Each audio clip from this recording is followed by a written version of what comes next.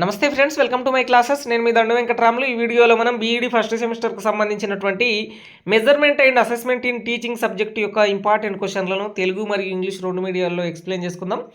Telegram ఛానల్లో వీటికి సంబంధించినటువంటి పీడిఎఫ్లు ఉండడం జరుగుతుంది. యూట్యూబ్ ఛానల్ అయినటువంటి ఈ టీచర్ బడి ఛానల్లో మీకు ఫస్ట్ సెమిస్టర్ నుంచి లాస్ట్ సెమిస్టర్ వరకు అన్ని సబ్జెక్ట్ యొక్క ఇంపార్టెంట్ క్వశ్చన్లు మరియు ఎక్స్ప్లెనేషన్లు ఉంటాయి కాబట్టి ఖచ్చితంగా సబ్స్క్రైబ్ చేసుకొని మీ ఫ్రెండ్స్ అందరికీ షేర్ చేయండి. చూడండి, measurement and assessment in teaching అనేటటువంటిది ఒక జనరల్ పేపర్, 5 యూనిట్స్తో ఉండేటటువంటి పేపరు. మీరు 3 లేదా 4 యూనిట్లు పర్ఫెక్ట్ నేర్చుకుంటే సరిపోతుంది. ఇక్కడ 70 మార్కులు అనేటటువంటివి మీకు ఎగ్జామ్లో ఇవ్వడం జరుగుతుంది. 30 మార్కులు మీకు కాలేజీలో ఇవ్వడం జరుగుతుంది. ఇందులో మీకు పీర్ టీచింగ్ వ్యవస్థల ద్వారా, అంటే ఫర్ ఎగ్జాంపుల్ స్లిప్ టెస్టులు పెట్టి, సెమినార్లు ఇప్పించి, ఆ తర్వాత అసైన్మెంట్లు రాపించి, ఆ తర్వాత రికార్డ్ రాసి, వాటన్నిటికీ కలిసి ఒక 30 మార్కులు కేటాయించడం జరుగుతుంది. ఇది మెజర్మెంట్ అనేటటువంటి ఈ సబ్జెక్టు ఈడిఎన్ నెంబర్ 3 అనేటటువంటిది. ఇది ఈడిఎన్ 3 అంటే ఎడ్యుకేషన్ నెంబర్ 3 అనేటటువంటిది ఈ సబ్జెక్టు యొక్క కోడ్. సో మీరు బోధనలో మాపనం మరియు మదింపు అనేటటువంటిది తెలుగులో గుర్తుంచుకోండి. క్వశ్చన్ పేపర్ మీకు కంప్లీట్గా ఇంగ్లీష్ మీడియంలోనే రావడం జరుగుతుంది. ఒక పాలమూరు యూనివర్సిటీ వాళ్ళకు తెలుగులో కూడా వస్తుంది. తెలంగాణ రాష్ట్రంలో ఉన్నటువంటి ఉస్మానియా యూనివర్సిటీ, అట్లాగే పాలమూరు యూనివర్సిటీ, అదేవిధంగా Satavahana university, Mahatma Gandhi university, Telangana university, అదేవిధంగా కాకతీయ యూనివర్సిటీ, అన్ని యూనివర్సిటీలకు సేమ్ సబ్జెక్టు సేమ్ సిలబస్ ఉండడం జరుగుతుంది. కాకతీయ యూనివర్సిటీ వాళ్ళకు వేరే సెమిస్టర్లో ఈ సబ్జెక్ట్ ఉండొచ్చు. సో మీరు ఒకసారి చూసి చదవండి. ఉస్మానియా, పాలమూరు, శాతవాహన వాళ్ళకైతే కన్ఫామ్ ఇదే ఉంటుంది. మీరు క్వశ్చన్లను చూడండి. మీకు తెలుగు మరియు ఇంగ్లీష్ రెండు మీడియాల్లో ఇచ్చిన షార్ట్ క్వశ్చన్లు, లాంగ్ క్వశ్చన్లు కవర్ అయ్యే విధంగా చెప్తున్నా. నికష, మదింపు మరియు మూల్యాంకనం యొక్క అర్థం మరియు భావనను వివరించండి. Explain the meaning and concept of assessment and evolution and test. ఇక్కడ చూడండి, నికష అంటే ఒక రకమైనటువంటి స్లిప్ టెస్ట్ అనమాట. మదింపు అనేటటువంటిది, అదేవిధంగా మూల్యాంకనం అంటే ఎవల్యూషన్, మదింపు అంటే అసెస్మెంట్ అని చెప్పి చెప్పుకోవచ్చు. వాటి యొక్క ఏంటి అర్థం అంటే డెఫినేషన్ రాయాలి, అదేవిధంగా వాటి యొక్క కాన్సెప్ట్ భావనను కూడా రాయాలన్నమాట మీరు ఎగ్జామ్లో. మీకు లాంగ్ క్వశ్చన్లు వస్తుంది. నెక్స్ట్, స్కోరింగ్ అంటే ఏమిటి, దాని భావనను వివరించి ఉదాహరణలతో ప్రయోజనాలను తెలపండి. What is scoring, explain it's concept and give it's benefit with examples. అలాగే థర్డ్ క్వశ్చన్ చూస్తే ఇది చాలా ఇంపార్టెంట్, డిఫరెంట్ టైప్గా వస్తుంది. తరగతి గది మీద ప్రశ్న ఖచ్చితంగా వస్తుంది. చూడండి, తరగతి గది పరీక్షలను, వాటి యొక్క ఎంపికను మరియు లక్షణాలను వివరించండి అని చెప్పి ఇవ్వడం జరుగుతుంది. ఇక్కడ ఈ సబ్జెక్ట్ ఏదైతే measurement and assessment in teaching అంటే విద్య చెప్తున్నప్పుడు ఒక ఉపాధ్యాయుడు ఆ తరగతి గదిలో ఉంచేటటువంటి ఏ విధంగా ఎవల్యూషన్ చేస్తాడు, ఏ విధంగా వాళ్ళకు కన్విన్స్ అయ్యే విధంగా చెప్తాడు అనేటటువంటి కాన్సెప్టే కదా. సో తరగతి గది మీద ప్రశ్న ఖచ్చితంగా వస్తుంది. అది క్వశ్చన్ పేపర్ని ఎట్లా ఇస్తావు నువ్వు, సమ్మటివ్ టెస్ట్లు ఎట్లా పెడతావు, సమ్మటివ్ ఎగ్జామ్లు ఎట్లా పెడతావు, ఫార్మటివ్ టెస్ట్లు ఎట్లా పెడతావు అనేటటువంటి క్వశ్చన్స్ ఇస్తారు. నెక్స్ట్, రుబ్రిక్స్ అంటే ఏమిటి, పోర్ట్ఫోలియోలో దాని యొక్క పాత్రను తెలపండి. What are rubrics, explain its role in a portfolio. Next, 5th question చూడండి, పోర్ట్ఫోలియో పక్క క్వశ్చన్ ఒక యూనిటే ఉంటుంది. మొత్తం 5 యూనిట్లో పోర్ట్ఫోలియో కూడా ఒక క్వశ్చన్, ఒక యూనిట్. సో పోర్ట్ఫోలియో యొక్క బలం మరియు బలహీనతలను చర్చించండి. Discuss the strength and weakness of the portfolio. Next 6th question చూసినట్లయితే గ్రేడింగ్ అండ్ రిపోర్టింగ్ వ్యవస్థల యొక్క విధులను చర్చించండి. Discuss the function of grading and reporting systems. Next 7th question చూసినట్లయితే మదింపు అనగానేమి, సప్రమాణత యొక్క వివిధ రకాలను తెలపండి. What is assessment, state the different types of standardization. Next 8th question చూసినట్లయితే నిరంతర సమగ్ర మూల్యాంకనము మరియు సంగ్రహాత్మక సమగ్ర మూల్యాంకనము తెలపండి అని చెప్పి ఇవ్వడం జరుగుతుంది. సో ఇక్కడ నిరంతర సమగ్ర మూల్యాంకనం అనేటటువంటిది ఏంటంటే కంటిన్యూస్ కాంప్రహెన్స్ ఎవల్యూషన్ అనేటటువంటిది, అంటే సిసిఈ టైప్ అనమాట.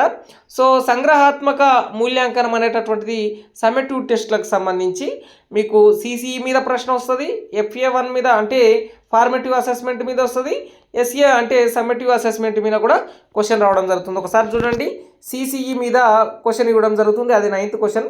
అదేవిధంగా మీకు సమ్మటివ్ కాంప్రహెన్స్ అసెస్మెంట్ అంటే SAకి సంబంధించినటువంటిది, అంటే సమ్మటివ్ అసెస్మెంట్ టెస్టుల మీద. అలాగే ఈ విధంగా ఫార్మేటివ్ అసెస్మెంట్ అంటే నిరంతరం మరియు సంగ్రహాత్మక మూల్యాంకనాలు ఏ విధంగా చేస్తారు అంటే సింపుల్గా చెప్పాలంటే మీకు 4 సార్లు FA1 టెస్టులు పెడతారు స్కూల్లో ఉన్నప్పుడు. సో అవి FA1, FA2, FA3, FA4 అని చెప్పి పెడతారు. అదేవిధంగా 2 సార్లు 6 నెలల పరీక్షలు అని చెప్పి ACA1, ACA2 అని చెప్పి సమ్మేటివ్ అసెస్మెంట్ టెస్టులు పెడతారు. వాటి మీద క్వశ్చన్ రావడం జరుగుతుంది. తరగతి గది, సమ్మేటివ్, ఫార్మేటివ్, CCE ఇవి అన్నిటి మీద అసలు క్లాస్ రూమ్లో ఏం జరుగుతుంది అనేటటువంటిదే ఈ జనరల్ పేపర్ అయినటువంటి మెజర్మెంట్ అండ్ అసెస్మెంట్ ఇన్ టీచింగ్లో ఇవ్వడం జరుగుతుంది. నెక్స్ట్ క్వశ్చన్ చూడండి. CCE అనగానేమి, విద్యార్థులకు దాని అవసరం మరియు అమలు చేసే విధానంను తెలపండి. What is CCE? Explain it's need and implementation process to students అని చెప్పి 9th క్వశ్చన్ ఇవ్వడం జరుగుతుంది. 10th క్వశ్చన్ ఒకసారి చూసినట్లయితే తరగతి గదిలో విద్యార్థులకు గ్రేడ్లను ఏ ప్రాతిపదిక మీద కేటాయిస్తారని చెప్పి ఇవ్వడం జరిగింది. On what basis are grades assigned to student in the classroom. అదేవిధంగా 11th క్వశ్చన్ చూసినట్లయితే పనితీరు ఆధారిత మదింపు ద్వారా సంక్లిష్ట సాధనను కొలవడం యొక్క లక్షణాలను రాయండి అని చెప్పి క్వశ్చన్ ఇవ్వడం జరుగుతుంది. What the characteristics of మెజూరింగ్ complex achievement through performance based assessment అని చెప్పి ఇవ్వడం జరిగింది. ఇక 12th క్వశ్చన్ అనేటటువంటిది మీకు కంప్లీట్గా షార్ట్ క్వశ్చన్లు ఏదైతే కవర్ కావడానికి ఇవ్వడం జరిగింది. మీరు 11 క్వశ్చన్లతోనే మీకు ఎస్ఏ క్వశ్చన్లు అనేటటువంటివి వస్తాయి. ఇక్కడ షార్ట్ క్వశ్చన్స్ అనేటటువంటి కవర్ అయితే చూడండి. శశాంకమానం అనేటటువంటిది శశాంకమాన కోటిని లెక్కించే విధానం అనేటటువంటిది ఒక క్వశ్చన్ రావడం జరుగుతుంది అనమాట. సో శశాంకమానం అనేటటువంటిది మీకు షార్ట్ క్వశ్చన్లో పక్కా క్వశ్చన్. అదేవిధంగా పరీక్ష, మాపనం, మదింపు, మూల్యాంకనమును తెలపండి అని చెప్పి ఇవ్వడం జరిగింది. ఇక్కడ C క్వశ్చన్ చూడండి. పోర్ట్ఫోలియో అని చెప్పి ఇవ్వడం జరిగింది. అదేవిధంగా గ్రేడింగ్, రిపోర్టింగ్ క్వశ్చన్ ఇవ్వడం జరిగింది. అదేవిధంగా విశ్వసనీయత, సప్రమాణత అని చెప్పి ఇవ్వడం జరిగింది. మొత్తం ఒక 10 పదాలు చెప్తా చూడండి. మీకు షార్ట్ క్వశ్చన్లు అవే వస్తాయి. పోర్ట్ఫోలియో, గ్రేడింగ్, రిపోర్టింగ్, విశ్వసనీయత, సప్రమాణత, అదేవిధంగా పరీక్ష, మాపనం, మదింపు, మూల్యాంకనం. ఇక్కడ ఉన్నటువంటి ఈ చిన్న చిన్న వర్డ్సే మీకు క్వశ్చన్లు వస్తాయి. రుబ్రిక్స్ అనేటటువంటిది ఒక క్వశ్చన్ కూడా రావడం జరుగుతుంది. తరగతి గది నిర్వహణ రావడం జరుగుతుంది. CCE గురించి రాయండి అని చెప్పి రావడం జరుగుతుంది. సో ఇక్కడ ఇంగ్లీష్ మీడియం ఒకసారి చూసినట్లయితే ఏ క్వశ్చన్ అనేటటువంటిది calculating hundreds of A core అని చెప్పి ఇవ్వడం జరిగింది. ఈ విధంగా చెప్పొద్దు. శశాంకమాన కోటి అంటున్నట్టే పర్సంటైల్ అని చెప్పి గుర్తుపెట్టుకోండి. నెక్స్ట్ B క్వశ్చన్ అనేటటువంటిది చూడండి. టెస్టింగ్, మెజర్మెంట్, అసెస్మెంట్, ఎవల్యూషన్ అనేటటువంటిది ఇక్కడ పరీక్ష, మాపనం, మదింపు, మూల్యాంకనం అనేటటువంటి ప్రశ్నలు. Portfolio, grading and reporting. ఇక్కడ చూడండి. విశ్వసనీయత అంటే ఏంటంటే రియలబిలిటీ, అదేవిధంగా సప్రమాణత అంటే యాక్యురసీ అనేటటువంటిది.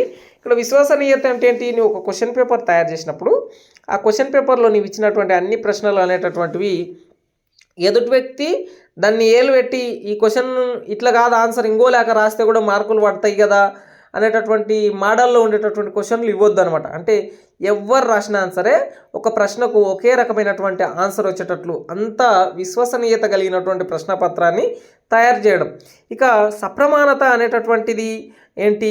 యాక్యురసీ అనేటటువంటిది. అంటే నువ్వు ఇప్పుడు ఒక మ్యాథమెటిక్స్లో ఒక ప్రశ్న ఇస్తే దానికి ఆన్సర్ అనేటటువంటిది యాక్యురసీగా పాయింట్స్లలో వచ్చినా సరే అందరికీ సేమ్గా వచ్చేటట్లనే ఆ ప్రశ్నను నువ్వు తయారు చేయాలనేటటువంటిది ఉండడం జరుగుతుందనమాట. ఇక ఎగ్జామ్ రాసే ముందు మీరు టిప్స్ అనేటటువంటివి ఒకసారి చూసినట్లయితే ఈ సబ్జెక్ట్ ఒకటే కాదు, బీఈడీలో మీరు 4 సెమిస్టర్లో ఏ సబ్జెక్ట్ అయినా మీరు తెలుగు మీడియం వల్ల అయినా ఇంగ్లీష్ మీడియం వల్ల అయినా మీకు నచ్చిన లాంగ్వేజ్లో రాసుకోవచ్చు.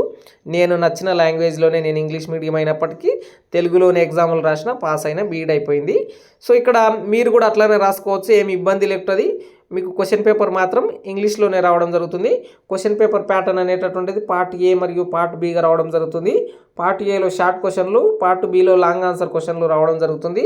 మొత్తం 70 మార్కులకు గాను క్వశ్చన్ పేపర్ ఉంటుంది కాబట్టి మీకు పార్ట్ ఏలో మీకు 20 మార్కులు, పార్ట్ బిలో 50 మార్కులతో క్వశ్చన్ పేపర్ అనేటటువంటిది ఉండడం జరుగుతుంది. ఐ హోప్ మీ అందరికీ అర్థమైందని నేను అనుకుంటున్నా.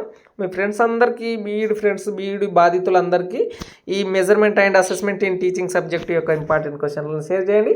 సైనింగ్ అవుట్, నేను మీ దండ Venkataramulu. Please do subscribe my channel.